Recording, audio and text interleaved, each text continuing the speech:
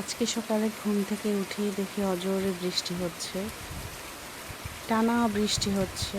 বৃষ্টি থামার কোনো নামই নেই। এত সুন্দর একটা ঘুম হয়েছে, আলহামদুলিল্লাহ। দীর্ঘদিন গরমের পরে অবশেষে বৃষ্টি। এরপর নাস্তা বানাতে চলে গেলাম। আজকে রুটি আর ডিম ভাজি।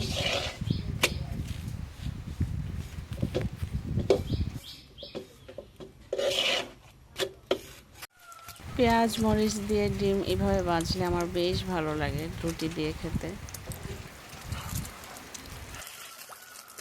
এরপর চা বসিয়ে দিলাম, আয়েশ করে 1 কাপ চা খাবো।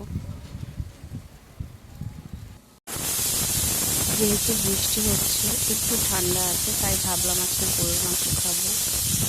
আব্বাও বলল গরুর মাংস ভুনা করতে আজকে। এরপর আমার রান্না কমপ্লিট।